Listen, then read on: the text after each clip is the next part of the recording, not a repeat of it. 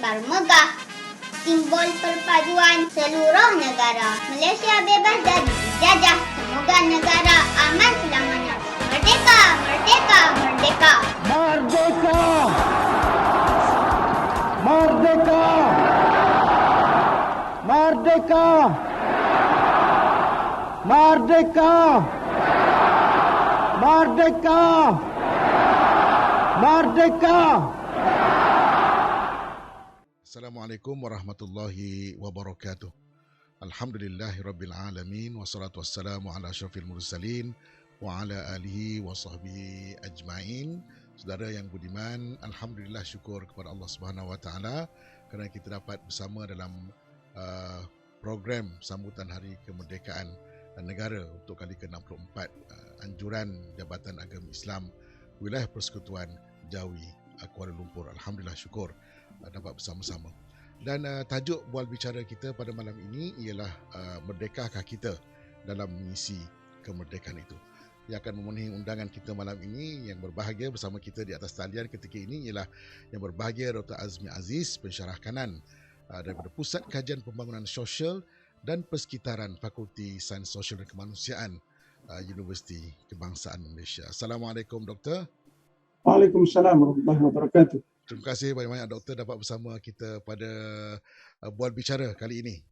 Sama-sama. Dan saya membayangkan kita berdua berada di grandstand di stadium sambutan Cantik gambarnya. Merdeka, barangkali sempena sambutan kemerdekaan pada tahun-tahun yang kebelakangan dahululah, pada tahun terutama sekali 1957 itu.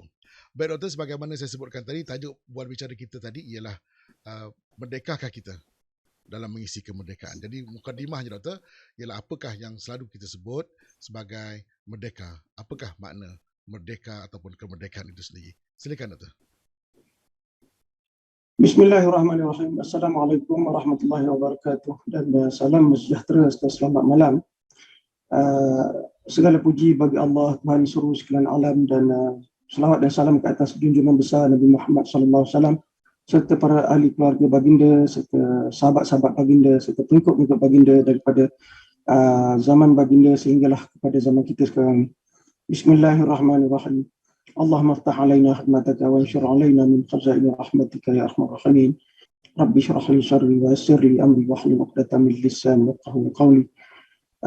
Terima kasih Tuan Pengerusi kerana di atas undangan kepada saya untuk sama-sama kita menghayati dan berbicara tentang topik dan isu yang sangat signifikan kepada kita setiap tahun, iaitu kemerdekaan tanah air kita.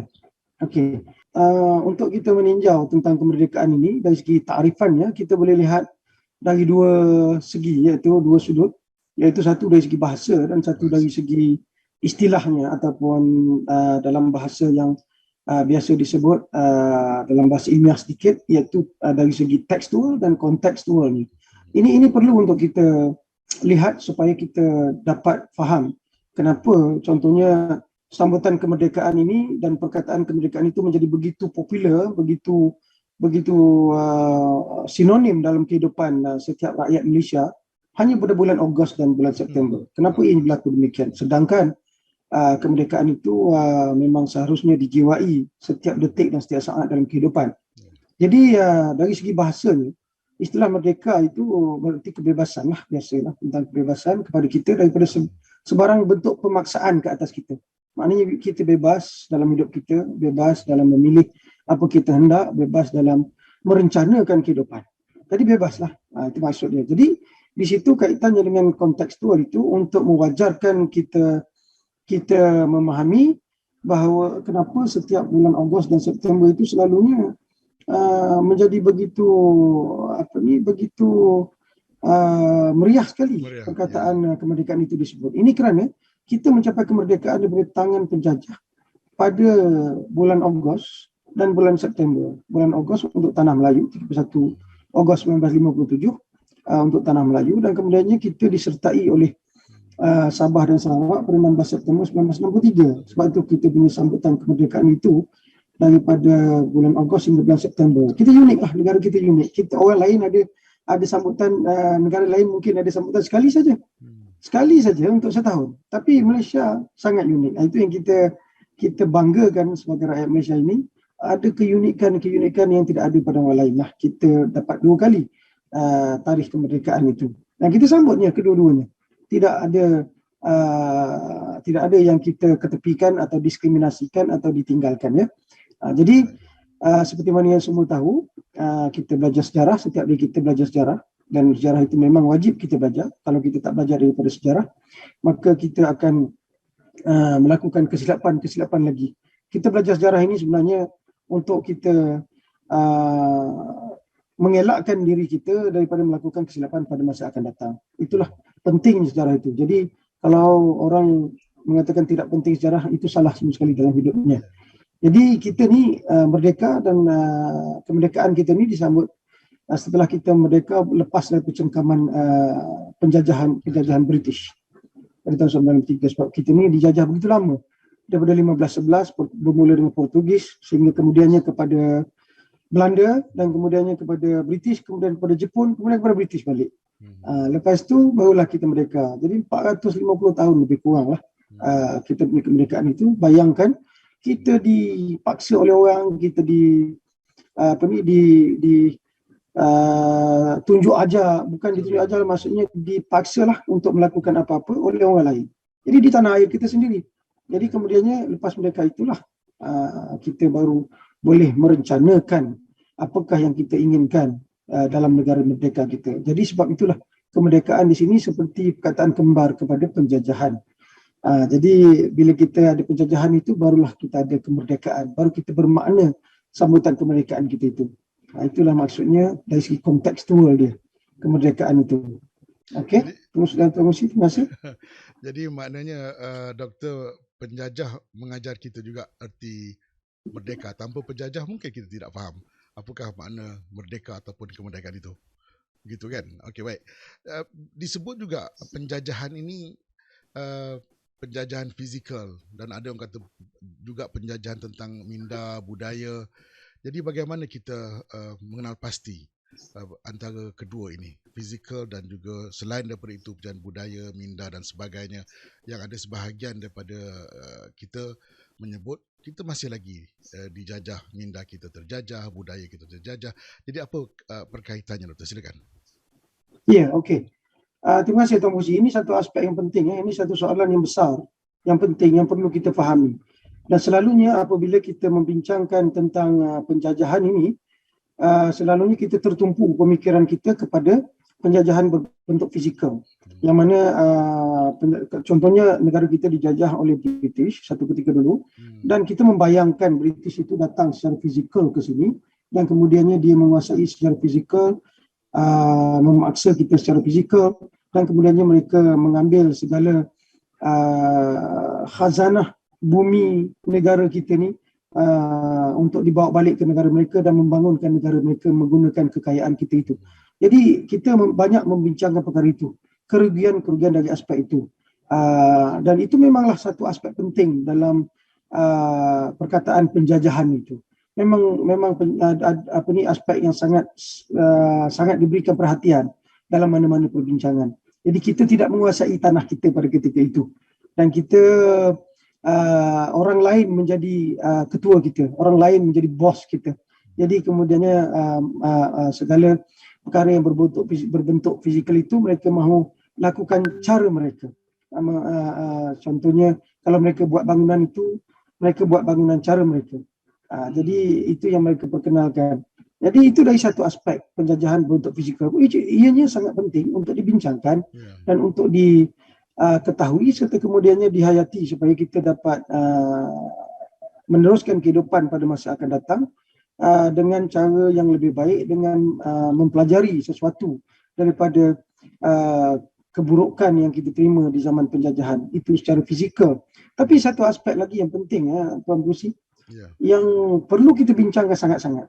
Ini perlu dibincangkan kerana apabila kita merdeka, kita pastinya akan salah satu tujuan utama kita tu atau aktiviti utama kita apabila mencapai kemerdekaan ialah untuk mengisi kemerdekaan kita ni dengan juga pengisian fizikal dan juga pengisian minda.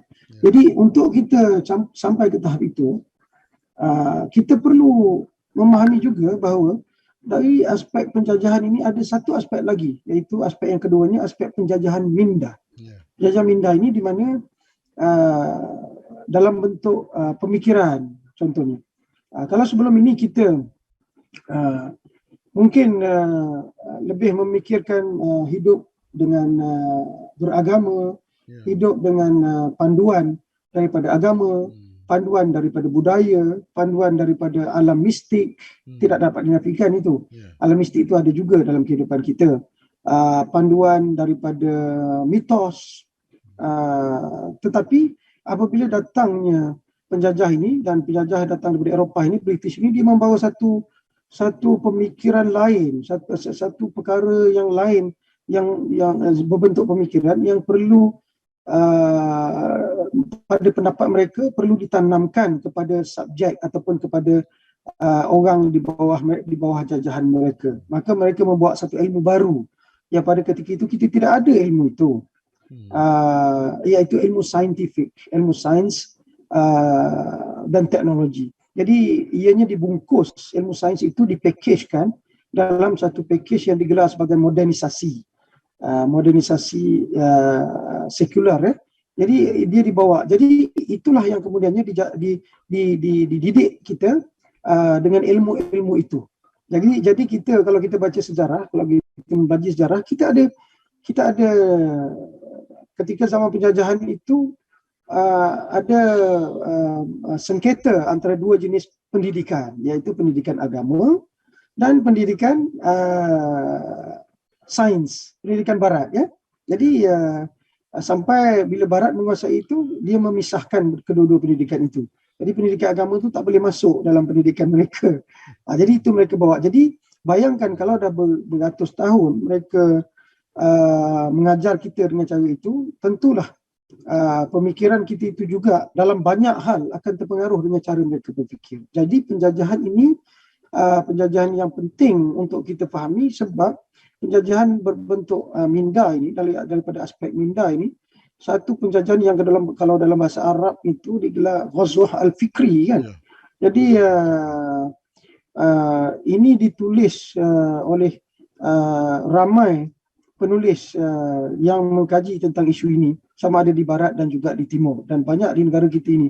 Contohnya penulisan besar seperti Syed Nagib Al-Atas, menulis Islam and Secularism. Itu adalah sebenarnya perkara penting yang perlu kita fahami. Dan contohnya seperti Profesor Ulung Negara menulis tentang From British to Bumiputra Rules, yang mana buku ini berasal daripada kajian PhD beliau, dan kemudiannya mendapat anugerah di peringkat antarabangsa, dan kemudiannya dibaca di peringkat antarabangsa. So kalau kita nak memahami bentuk-bentuk penjajahan ini, dan kalau di luar negara itu ditulis oleh orang seperti Edward Said menulis tentang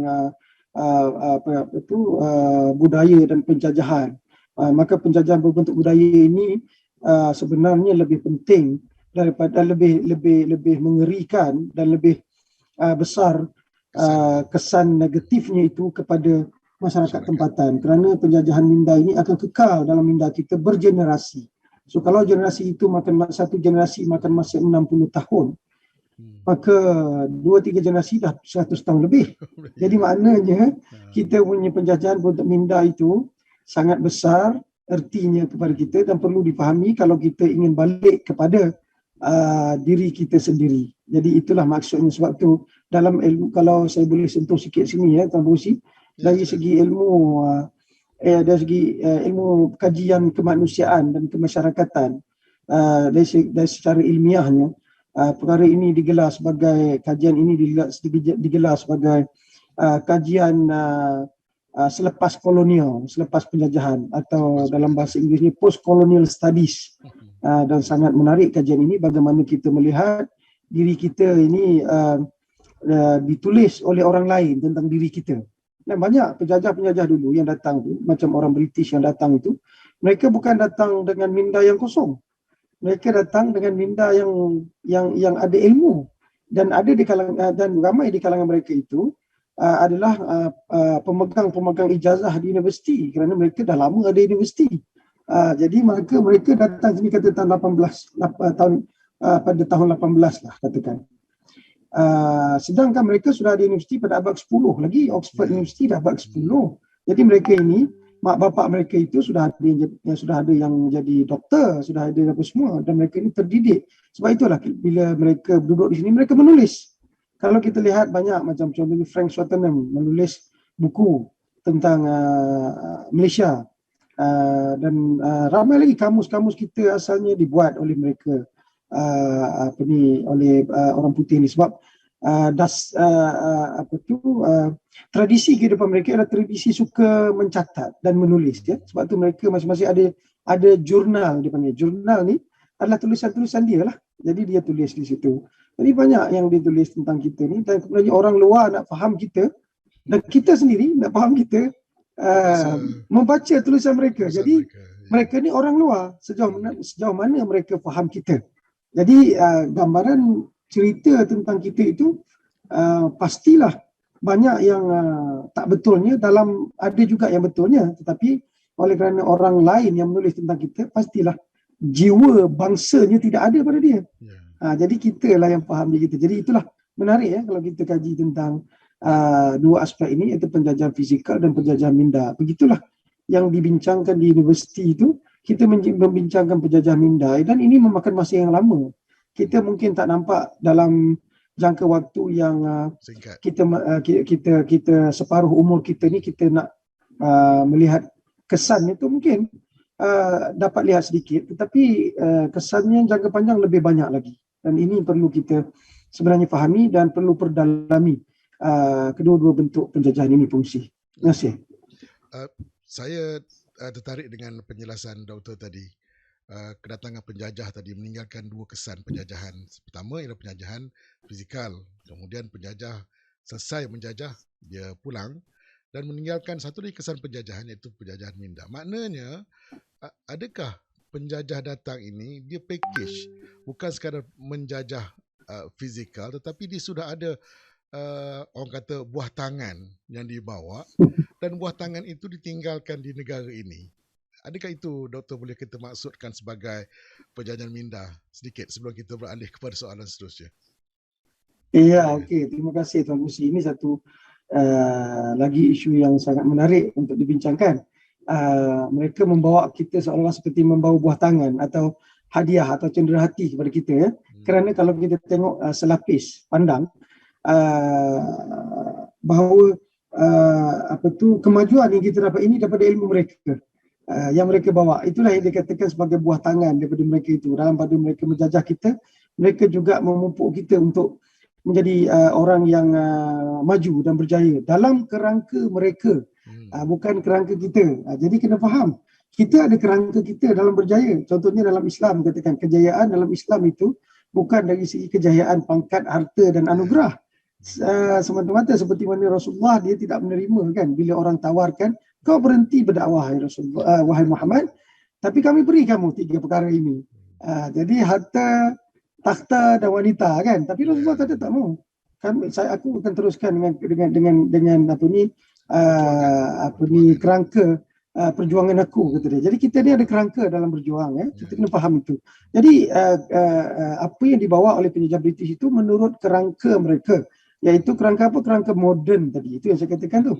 Jadi buah tangan mereka itu ialah buah tangan moden itu, yang digelar, dibungkus sebagai modernisasi dalam mengejar kemajuan. Jadi mereka nak bawa tu dalam modernisasi. So dalam kerangka modernisasi itu adalah aspek-aspek yang dibincangkan, ditanamkan kepada kita secara sedar dan tidak sedar. Ada perkara yang bersifat tempatan, yang telah lama diamalkan, beratus tahun, hampir beribu tahun kita amalkan, kemudian akan diketepikan, akan diletakkan perkara itu nampak seperti tidak penting dalam kerangka British bawa itu. Nah, kerangka itulah yang dikatakan buah tangan, iaitu kerangka modernisasi dalam mencapai kemajuan. Sehingga ini menarik, ya Tuan Musi, kerana saya ni datang daripada bidang di universiti itu, bidang kajian pembangunan, dan bidang saya ialah mengkaji tentang pemikiran dan falsafah pembangunan ya, Ya. di negara dan juga di dunia ni. Jadi perkara tersebut dimasukkan sering kali sangat disebut apabila British datang itu dia nak memberi nak ajak kita maju, tetapi mesti mengikut kerangka mereka. Jadi yang di sini yang kita kena faham, buah hati pula. Buah tangan mereka ini, minta maaf Tuan Pengerusi. Dia ingat kita sasul ke buah hati pula pada malam ni, tak tahu kenapa kan, buah hati Jawi kan. Dia tak nak ke Islam oleh persekutuan ni kan. Jadi buah tangan mereka ini ada dia punya tu. Ada dia punya kerangka dia, yang mana kerangkanya itu kita perlu fahami. Ada sejauh mana kita boleh terima dan sejauh mana kita perlu sesuaikan dengan kerangka tempatan. Nah, kita sedia ada kerangka kita. Di situlah sebenarnya kemudian menjadikan orang itu prinsipnya sama ada mereka nak bawa prinsip terus atau akan menggadaikan prinsipnya. Itu buah tangan yang nak dibawa, iaitu moden itu. Modernisasi itu. Jadi ini perlukan perbincangan yang sedikit lain lah Tuan Pengerusi ya, kerana isu modernisasi ini kadang orang kita faham moden ini dia ada TV kat rumah, dia ada microwave kat rumah, dia ada mesin basuh kat rumah, ada komputer. Itu satu aspek moden lah. Tetapi ada aspek moden yang lain yang berbeza perlu kita faham, yang mana ianya akan mencemarkan dan akan menodai aspek-aspek yang ada dalam kerangka tempatan kita. Itu yang mereka bawa. Jadi kita kena faham itu. Baik. Terima kasih. Jadi selanjutnya daripada buah tangan tadi itu yang ditinggalkan, saya nak tekankan kepada setelah penjajah meninggalkan kesan, kalau katakan meninggalkan kesan dalam penjajahan minda, adakah dia memberi kesan juga dalam pembentukan jati diri? Jadi bagaimana Doktor menyimpulkan mengaitkan soal kemerdekaan dan juga pembinaan jati diri sebagai bangsa yang merdeka? Silakan. Ya, terima kasih Pengerusi. Ini satu lagi isu yang besar, itu isu jati diri ya. Isu jati diri ini memang satu topik atau satu perkara yang sukar untuk kita bincangkan. Kerana jati diri ini satu perkara yang berada dalam jiwa seseorang. Ya, jati diri berada dalam jiwa dan dia perlu dipupuk. Kerana kalau tak dipupuk, perkara itu tidak datang kecintaan kepada jati diri itu. Dan jati diri itu tunjangnya ialah amalan-amalan dan konsep-konsep serta kefahaman-kefahaman tempatan. Jadi kita ada perkara-perkara tempatan. Contohnya bahasa kita, bahasa tempatan. So kita dah bersepakat seperti mana yang ada dalam bersetuju, seperti mana yang ada dalam perlembagaan persekutuan, iaitu bahasa Malaysia sebagai bahasa rasmi persekutuan kan. Jadi maknanya itu bahasa kita. Tak dapat dinafikan, itu bahasa kita. Jadi itulah bila kita menggunakan bahasa kita, maka sepatutnya dalam segala aspek kita gunakan bahasa kita. Di situ akan mencerminkan jati diri kita. Sejauh mana kekuatan kita untuk memperjuangkan bahasa kita itu. Dan bahasa ini pula ia perlu diamalkan. Jika tidak diamalkan, ianya akan hilang keindahannya dan maknanya di dalam jiwa kita dan di dalam minda kita. Bahasa jiwa bangsa, Doktor. Ya, bahasa jiwa bangsa. Ya, exactly. Betul, tepat sekali Tuhan Pengerusi. Bahasa jiwa bangsa. Jadi kalau sekiranya bahasa kita itu tidak dihayati dan kita jadi lupa, jadi tak nampak keindahan bahasa kita dan akhirnya kita kata orang merojak-rojakkan bahasa kita itu, hilang keindahan, kita tidak ada jiwa. Bangsa kita ni tidak berjiwa, tidak ada jiwa. Dan kalau kita bandingkan atau secara analoginya, kalau kita lihat pada sesuatu yang tidak berjiwa itu sesuatu yang mati. Jadi bangsa kita adalah bangsa yang mati tanpa bahasa itu. Jadi bangsa yang mati tidak dapat memperjuangkan apa-apalah. Dia dah mati kan. Jadi bahasa kita tu adalah jati diri kita. Sebab itu seboleh-bolehnya saya tertarik dengan orang-orang bangsa besar ni, bangsa-bangsa yang maju-maju ni, kebanyakan mereka memang sangat bangga dengan bahasa mereka. Walaupun ilmu teknologi itu dia tidak dapat daripada bahasa dia, tapi dia kembangkan dalam bahasa dia. Dan di mana-mana pun apabila dia bercakap, terutama dalam negara, dia akan menggunakan bahasa dia. Kalau malah dia malu nak bercakap dalam bahasa lain daripada bahasa dia. Contohnya kalau kita pergi ke Jepun, sekarang even bahkan Jepun ini kalau kita beli barang-barang dia di Malaysia ni, kita tengok pada bungkusan dia tu, package dia tu, dia tak tulis pun bahasa lain. Ya. Bahkan bahasa Inggeris pun dia tak tulis. Dia tulis bahasa dia je. Nak beli, tak nak beli, sudah, kata dia. Seolah-olah begitulah mesej dia kepada kita. Tapi orang tu tak beli juga kerana barangnya bermutu. Jadi di situ. Jadi bahasa. Sekarang Korea begitu juga. Kekal dengan bahasa dia. China, apa lagi lah, kekal dengan bahasa dia. Kemana-mana pun dia pakai bahasa dia. Kalau dia berucap di tahap antarabangsa pun, dia tak segan-segan dia menggunakan bahasa dia. Dan orang guna penterjemah pula untuk diterjemahkan bahasa dia kan. Ini malangnya sedikit di mana di Malaysia ini kalau tak ada orang luar pun dia cakap bahasa Inggeris. Dalam majlis-majlis dia sama-sama Malaysia, kursus-kursus buat bahasa Inggeris. Jadi sebenarnya dari segi aspek keselamatan pun benda itu tak bagus. Sebab semuanya dicakap dalam bahasa Inggeris dan orang senang-senang saja boleh tahu apa rahsia negara kita dengan dia membaca perkara itu dalam bahasa Inggeris tu. Sebab bahasa Inggeris ni bahasa antarabangsa, semua orang tahu bahasa Inggeris. Tak banyak sikit orang akan boleh baca juga kan. Jadi maknanya negara kita ni tak ada rahsia special dah. Sebab semua benda penting ditulis dalam bahasa Inggeris. Akhirnya orang dapat tahu dengan mudah saja, tak payah panggil kita lagi dah nak terjemahkan, tak payah, dia boleh baca sendiri. Bayangkan, itu maknanya daripada jati diri itu juga sebenarnya ada kaitan dengan keselamatan negara.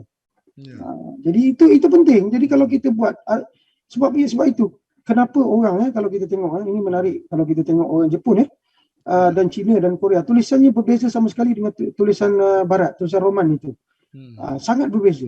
Tetapi sanggup mereka buat ilmu mereka dalam bahasa mereka dan ditulis dalam bahasa mereka. Malah kalau kita tengok komputer mereka pun ditulis dengan aksara mereka sendiri. Ya. Kita tak, kita buang. Asal tulisan kita tulisan Jawi, kita buang. Kita tak berjuang tulisan Jawi itu. Kita buang. Lepas tu dah lama-lama adalah nostalgia balik, bangunlah sikit. Buatlah pula tulisan Jawi baku lah, tulisan Jawi inilah. Mudahnya keliru. Ada yang ada alif, ada yang tak ada alif, bila je kan. Jadi di situ pun kita tak dapat tangani kita punya jati diri. Nampaknya. Jadi orang lain, dia kekalkan bahasa dia. Susah macam mana pun dikekalkan. Dan kebanyakan saya tengoklah, bangsa yang boleh maju, yang sangat-sangat hebat ni, kebanyakannya, majoritinya, sedikit sangatlah yang tak dapat macam tu. Mereka menjadi sebuah bangsa yang kuat dan maju dari segi ilmu pengetahuan dan juga jati diri ialah berdasarkan bahasa sendiri. Bahasa sendiri. Dan walau macam mana pun dia buat bahasa. Contohnya orang Belanda lah. Dia berjiran saja dengan British tu. Tapi dia tetap dengan bahasa dia. Orang Jerman berjiran tetap dengan bahasa dia. Segala ilmu ditulis dalam bahasa dia. Banyak tulisan daripada Jerman, Perancis diterjemahkan kepada bahasa Inggeris. Jadi maknanya kalau nak hebat tu, dalam bahasa apa pun, kalau idea hebat, dia tetap hebat. Janganlah kita merasa rendah diri dengan bahasa kita, jati diri kita. Itu dari segi aspek bahasa. Jadi nampaknya kita ni tak sampai lagi ke tahap yang kita meningkatkan tahap jati diri kita.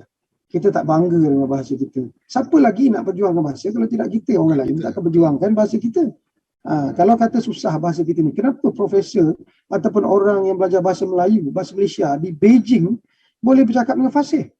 Kenapa yang duduk di tanah air ini tidak boleh menjadi fasih? Mungkin kita kena tengok diri kita sendirilah. Apa yang kita buat duduk di negara kita selama ni. Mereka duduk di Beijing, duduk di Jepun, duduk di Rusia. Tengoklah apa yang kerajaan Malaysia buat. Pertandingan pidato bahasa Malaysia antarabangsa, bahasa Melayu antarabangsa. Wakil seluruh dunia datang. Boleh berpidato, bukan bercakap saja, berpidato. Orang kita bercakap pun tak boleh kat sini. Macam mana? Jadi maknanya siapa nak disalahkan? Tuding kepada orang lain, 4 jari ke kita. Jadi kita lah sebenarnya yang ada kat situ kesilapannya. So segala aspek perlu dilihat balik lah. Ini jati diri kita tu untuk mengisi sebuah negara bangsa merdeka ini adalah satu memberi makna yang sangat besar dan penting. Kalau tak ada itu, tak ada makna merdeka kita ni. Tak merdeka lah kita. Maknanya kita ada tugas berat lah, tugas besar dalam nak mengisi kemerdekaan ini. Dari segi aspek masyarakatnya, jati dirinya dan juga dari segi pentadbiran, pembangunan negara itu sendiri. Dan satu perkara yang juga yang berkaitan dengan jati diri dan juga dengan kekuatan bangsa ini juga, bila kita mencari merdeka, kerajaan telah pun menyediakan satu pegangan, prinsip ataupun ideologi negara yang disebut sebagai rukun negara. Yang menariknya doktor, saya nak kaitkan, ada 5 prinsip sebagai mereka tahu. Saya nak fokuskan kepada prinsip yang pertama yang sangat sangat besar. Artinya itu prinsip kepercayaan kepada Tuhan sebagai ideologi negara. Jadi bagaimana doktor melihat prinsip kepercayaan kepada Tuhan ini dalam mengisi kemerdekaan, memelihara dan seterusnya membangunkan negara Malaysia ini? Silakan doktor. Terima kasih Tuan Musi. Nampaknya Tuan Musi makin lama makin berat soalannya untuk kita bincangkan. Ini juga perkara yang menarik untuk sangat menarik untuk dibincangkan, dan rukun negara ini satu perkara besar kepada negara kita.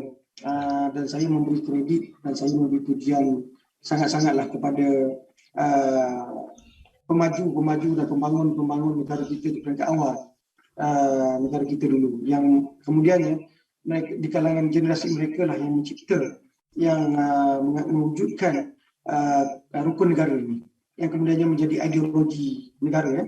Dan ini jelas satu message yang jelas yang saya nak memberikan makna kepada rukun negara ini. Artinya pada saya pemerintah, pentadbir dan pejuang kemerdekaan dan juga pejuang pembangunan negara kita sejak daripada awal lagi adalah golongan-golongan yang sedar, bijak, sana dan hebat pemikiran mereka. Sebab mereka tahu, kita balik kepada perbincangan kita tadi, iaitu buah tangan British. Ya, buah tangan British itu kita tahu itu sebagai satu modernisasi, sebagai satu buah tangan. Jadi kandungan modernisasi itu kalau kita lihat daripada pemikiran barat, dan ini kita boleh baca daripada buku barat, jangan baca daripada buku yang ditulis oleh orang lain, sebab nampak macam tidak adil lah kan, orang lain pula menceritakan tentang barat. Tetapi ini ditulis oleh barat sendiri, terutamanya sarjana mereka sendiri yang menulis. Dan banyak dalam tulisan buku mereka tentang modernisasi ini, mereka mengatakan bahawa memang hasrat mereka selepas penjajahan itu nak memodernkan masyarakat yang lain supaya boleh sama-sama menikmati kehidupan dunia ini, dari segi kemajuan dan keseronokan kehidupan dunia, berniaga apa semua. Sebab kalau orang lain semua miskin, barat buat barang, siapa nak beli barang dia? Jadi dia perlukan rakan. Bila perlukan rakan, dia salah satu tugas dia jugalah, dia kata, untuk memajukan negara lain. Jadi memajukan bekas tanah jajahan terutamanya. Jadi itu hakikat yang tidak dapat kita tolak. Selama ini kita mungkin hanya mengutuk dia saja kan. Tapi ada juga sumbangan-sumbangan mereka itu yang perlu kita fahami. Jadi bila mereka bawa modernisasi itu, nak bawa kemajuan kepada kita itu, jalannya, kaedahnya, kerangkanya ialah kerangka modernisasi. Jadi sains moden, teknologi moden. Jadi apa yang utama dalam moden itu? Yang kembar kepada moden itu menjadi sekular. Kerana dalam moden itu tidak ada tempat untuk agama sebenarnya. Sebab barat ini dah lama, mereka ni dah berabad-abad mencari kebenaran dengan jalan lain selain daripada agama. Ini topik lain kalau kita nak bincangkan atau busi, agak berat sikitlah. Tapi itulah tujuan mereka pun. Dalam modernisasi itu, agama tidak ada ruang sebenarnya. Yang ada ruang, kemajuan kita mesti mengikut fakta dan data, iaitu saintifik, sains dan teknologi. Dan hasil daripada sains itu melahirkan satu masyarakat yang sekular. Dan mereka mengatakan apabila suatu masyarakat itu berlaku modernisasi, maka masyarakat itu dengan sendirinya akan menjadi sekular. Ini pandangan mereka yang sangat popular, terutama tahun 70-an. Dan itulah yang bawa kita. Jadi, itu saya kata orang-orang kita yang dahulu itu bijaksana, hebat. Pemikiran mereka sedar ini. Sedangkan Malaysia negara yang beragama, negara yang masyarakatnya ada agama. Jadi bagaimana kita nakkan kemajuan? Bagaimana kita nak menyambut buah tangan ini? Dapat kita menikmati kemajuan fizikal, tapi dalam masa yang sama kita tak mahu seperti masyarakat barat buang agama. Sebab itu kalau kita tengok Perancis sampai sekarang kan, Perancis bermasalah kerana mereka clash of civilization ataupun pertempuran tamadun berlaku di situ antara barat dan agama, sains dan agama. Jadi bila di Perancis, bila apa semua tu dilarang memakai pakaian yang melambangkan agama. Jadi orang Islam contohnya tak boleh pakai tudung pergi ke sekolah dia, tak boleh pakai, orang Sikh tak boleh pakai turban, pakai apa, turban pergi ke mana-mana. Jadi lain. Kita tak mau macam itu. Kita nak maju, tapi kita ada beragama. Itu yang kadang sehingga sekarang pun orang Indonesia pun hairan dengan kita. Bagaimana kita tidak berkelahi, tidak boleh maju dalam masa yang sama kita pegang agama kita. Mereka banyak bertanya itu kepada kita. Jadi kita ni salah satu contoh yang terbaiklah. Jadi orang kita dulu bila melihat ini modernisasi ini kerangkanya tak ada tempat untuk agama. Jadi kita mesti tanamkan jati diri kepada orang kita, orang yang beragama. Sebab memang kita ni orang Asia, kita tak boleh ketepikan. Dan kita pula ada di sini, semua agama-agama besar ada di Malaysia ni. Islam, Kristian, Yahudi, Hinduism, Buddhism, Sikhism, semua ni agama besar di dunia. Dan semua bertembung di sini. Kata putih, Asia Tenggara ini atau Nusantara ini merupakan melting pot untuk agama-agama itu bertemu dan kemudiannya berinteraksi, bernegosiasi, ya, kata orang. Jadi bagaimana nak mempertahankan jati diri kita ada agama itu? Maka ini ideologi ini dibawa oleh cerdik pandai kita yang dulu, pemerintah kita yang dulu. Kita buat satu rukun negara berdasarkan pertama-tamanya kepercayaan kepada Tuhan. Dan semua orang ada agama. Di situ sebenarnya membawa juga acuan kepada penyatuan bangsa. Jadi kita rujukan kita tu kalau etika memang tu semua orang hidup agama, tak ada agama yang kempen kepada keburukan lah.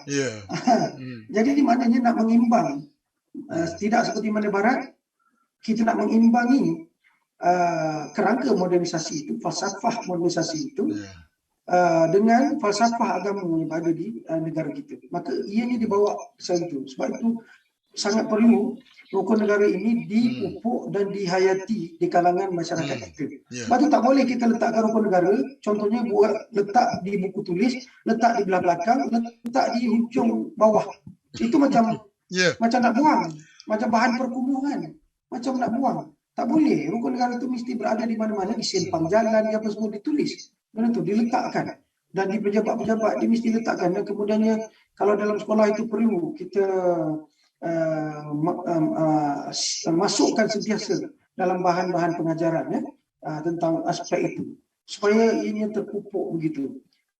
Kalau tidak, kalau kita biarkan begitu saja, dia akan jadi seperti masyarakat barat yang betul-betul menuju saintifik dan menjadi masyarakat sekular. Maka kemudiannya mereka tidak mempedulikanlah. Tak kisah agama ni cuma satu aspek saja dari kehidupan, kata dia. Tapi kita tidak. Agama itu merupakan satu acuan kehidupan. Itu hebatnya rukun negara itu dan situ hebatnya orang dulu buat rukun negara. Malanglah generasi sekarang kalau dia memperlekehkan rukun negara, kalau dia tidak faham falsafah rukun negara. Itu falsafah rukun negara itu perlu difahami. Jadi doktor, untuk perbincangan yang rukun negara tadi, mesti dipupuk. Ini pengisian kepada generasi baru. Bukan sekadar dibaca atau diulang, tetapi saya nak sebut tadi falsafah dia. Falsafah rukun negara tadi. Mengapa agama itu menjadi teras paling atas sekali, prinsip yang paling utama. Jadi kita dapat faham rupanya pemimpin terdahulu sangat bijaksana. Agama untuk mengimbangi buah tangan yang ditinggalkan. Saya nak kekalkan perkataan buah tangan.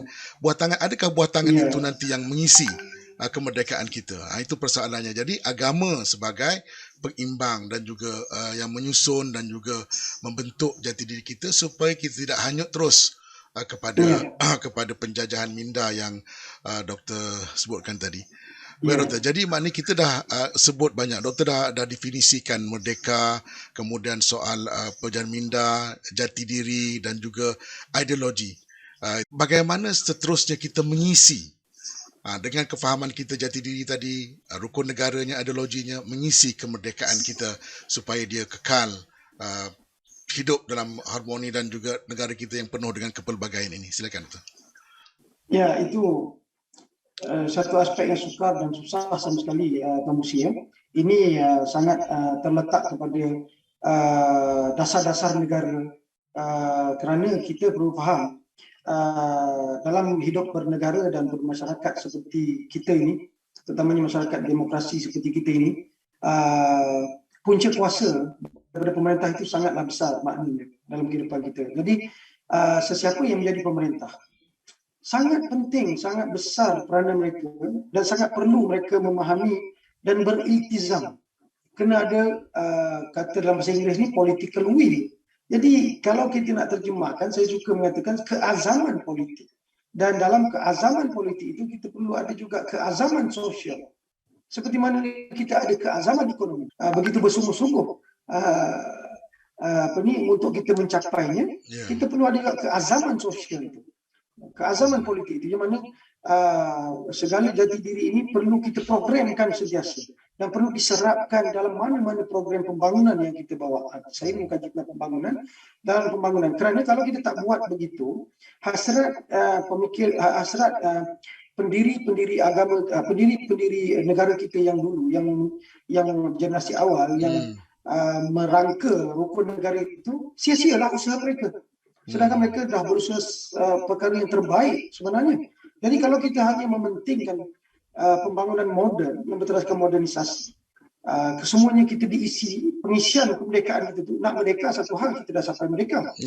Ya, seperti mana kejayaan, kita nakkan kejayaan, kita mencapai kejayaan. Tetapi bagaimana kita nak mengisi kejayaan itu, nak mempertahankan kejayaan itu dengan cara kita, dengan wadah kita, dengan kerangka kita. Bagaimana kita nak mengisi kemerdekaan dengan cara kita. So kalau kita mengisi kemerdekaan hanya berdasarkan ilmu-ilmu dan falsafah datang dari barat, ini penting falsafah. Masalahnya kita dapat buah tangan barat ni, kita tak faham falsafah dia.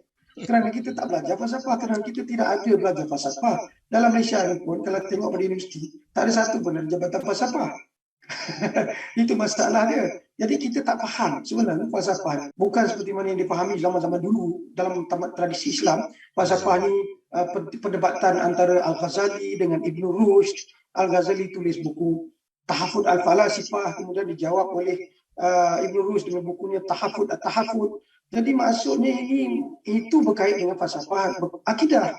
Sekarang orang barat mengambil falsafah itu, mengambil ilmu tradisi Islam itu, mendirikan falsafah mereka, ialah falsafah itu sebagai kerangka minda, blueprint dalam sesuatu perkara yang dia nak buat. Inilah kerangkanya. Falsafah itu dikatakan falsafah.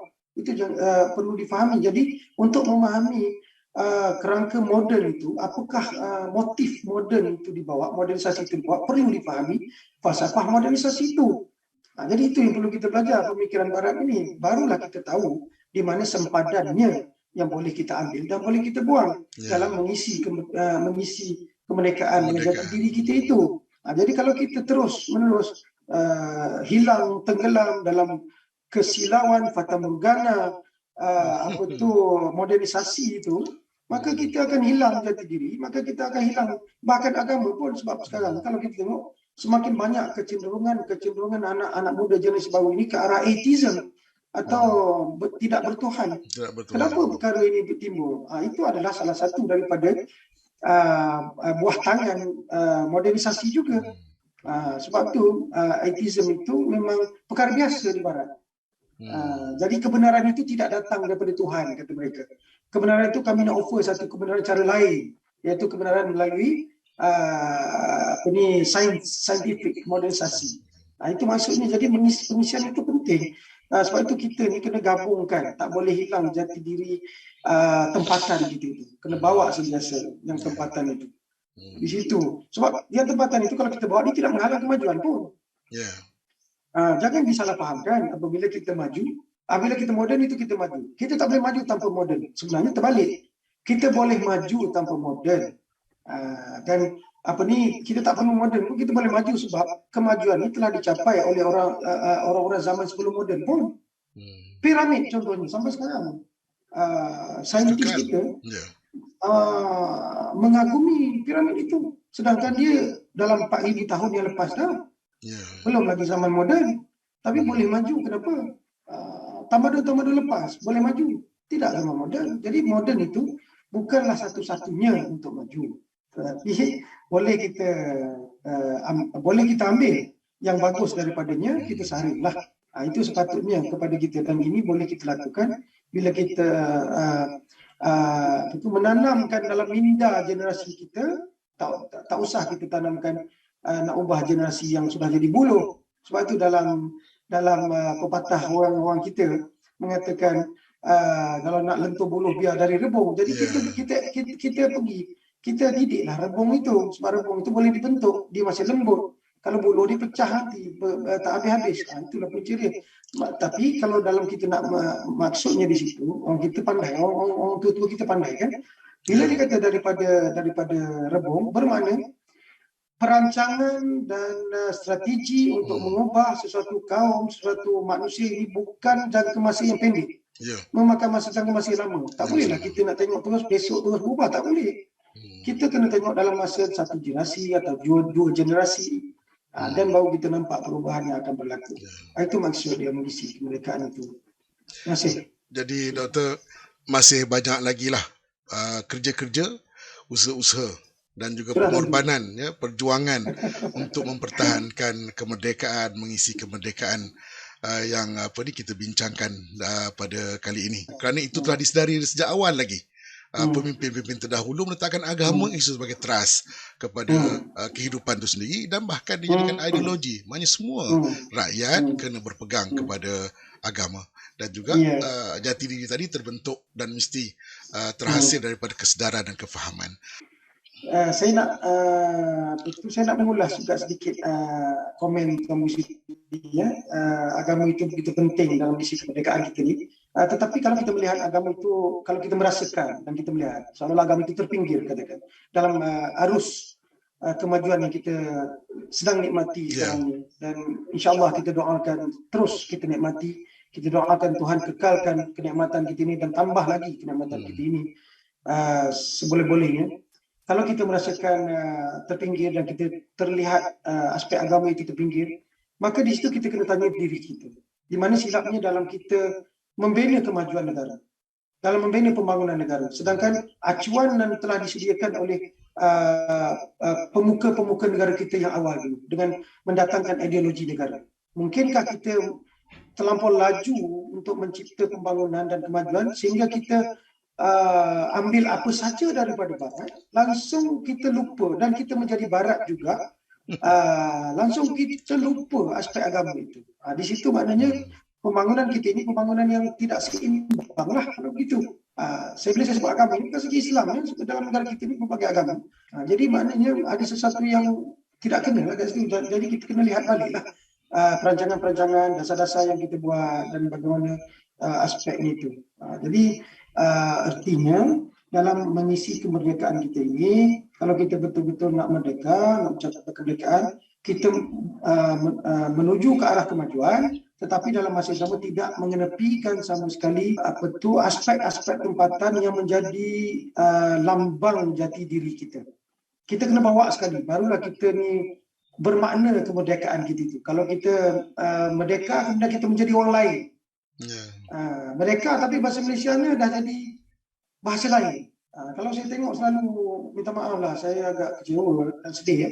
Bila tengok iklan-iklan dalam TV sekarang, semakin bahasa itu semakin nampak kaku kerana terjemahan langsung saja daripada bahasa Inggeris, contohnya, sebab kita terlalu dikuasai oleh bahasa Inggeris, kan.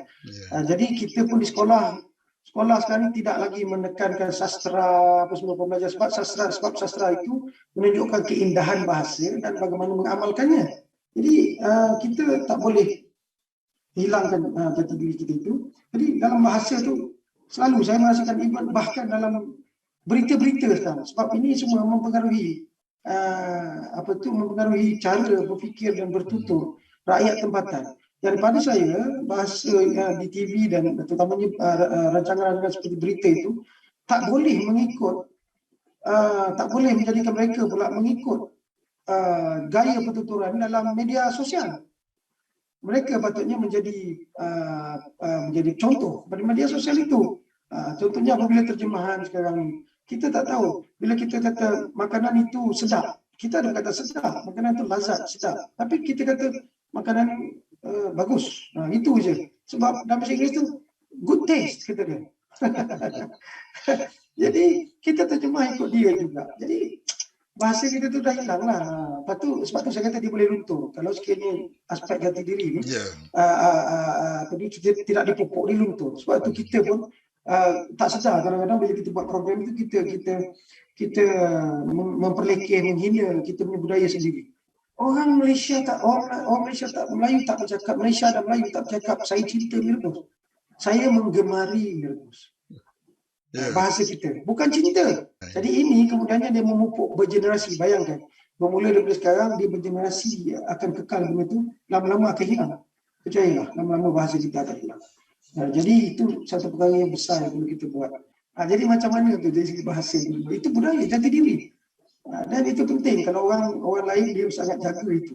Kita ni nampaknya nak maju sangat pun tak tercapai. Yang jati diri semakin hilang. Jadi saya bimbang satu ketika akan menjadi seperti mana bidalan orang-orang kita dulu yang dikejar tak dapat, yang dikendung berciciran. Terima kasih Tuan Pengerusi. Satu kesimpulan yang mendalam maksudnya. Jadi banyak perkara yang perlu kita lihat semula tentang pengisian kemerdekaan. Jadi sama-samalah kita berfikir, kita merenung sejenak untuk menginsafi semula makna kemerdekaan, dan seterusnya ialah untuk melihat masa depan yang perlu kita sama-sama pelihara, dan mudah-mudahan dapat memberikan manfaat kepada kita semua, kepada saudara yang dapat mengikuti bual bicara saya bersama Yang Berbahagia Dr. Azmi Aziz pada kali ini. Saya bagi pihak Jabatan Agama Islam Wilayah Persekutuan Jawi mengucapkan ribuan terima kasih di atas kesudian doktor bersama kita sempena sambutan kemerdekaan, bulan merdeka, bulan hari kebangsaan untuk negara kita kali ke-64. InsyaAllah doktor, kita bersama lagi dalam bual bicara yang lain, dan mudah-mudahan kita berdoa kepada Allah Subhanahu Wa Taala agar kita akan diberikan kesejahteraan, keselamatan. InsyaAllah kita yakin dengan pertolongan Allah Subhanahu Wa Taala. Jadi sampai di sini bual bicara saya bersama dengan Dr. Azmi Aziz, pensyarah kanan daripada Pusat Kajian Pembangunan Sosial dan juga Persekitaran Fakulti Sains Sosial dan Kemanusiaan Universiti Kebangsaan pada kali ini. Sekian, Assalamualaikum warahmatullahi wabarakatuh. Salam merdeka. Salam merdeka.